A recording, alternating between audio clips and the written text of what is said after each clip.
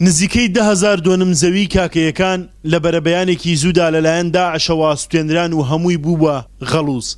کاکەیەکان ماوەی ساڵێکە وێڕای بەرەنگار بوونەوەی داعش توانیویانە پەرە بە کشتوکاڵی ناوچەکەیان بدەن و پێیان وایە گوندە عەرەبیەکانی ناوچەکەیان هۆکاری هاندانی داعش بوونە بۆ ئەوەی بەرووبوومەکانیان بسووتێنرێت و بەو فشارە لەو ناوچەیە دەربکرێن. کڕێکیان لە کاکەی داوە لەبەرەوەی کاکەی بەرەنگاری ئەو وەزعە بوو تەقە لە ئالیاتەکە لە جوتیارەکانەکە خەلەکانیان نەسووتێنێ زەرەریان لێدا لەبەرەوەی بەس بەتەمان ئەم شوێنە چۆڵ بکەن ئەم خەڵکە بڕوە بەڵام خەڵکەکە وعدێکی داوە هەر لە سەرەتای وەزعەکەەوە وتوێتی ناڕۆین ئێرە بەجێ ناڵین.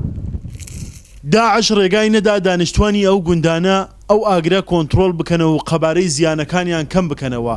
لەگەڵ ئەوەشدا 83 حەوزی ماسی و چەندین کێڵگەی دیکەی کاکەیەکانیش ماوە کە داعش مەترسی لە سەریان دروست کردووە.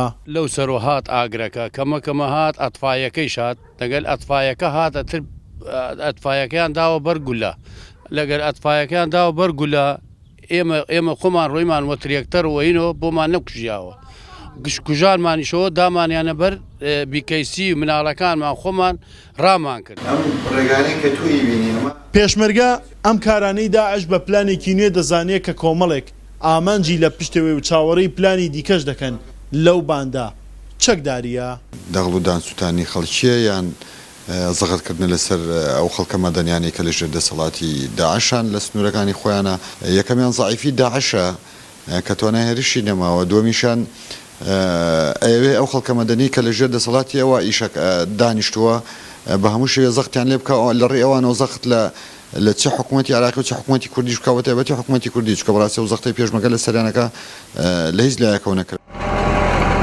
زیاتر لە 120,000 دۆنم زەوی کورد لە باشووری کەرکووک کەوتۆتە دەستی داعشەوە و زیاتر لە 125 کێڵگەی گەنمە شامی و پەتاتە و لۆکەش باهۆی ئەو شەڕەی داعش لەو سنوورانە بەرپای کردووە زیانیان پێگەیشتووە و ئەمساڵ هیچ بەرهەمێکیان نەبووە.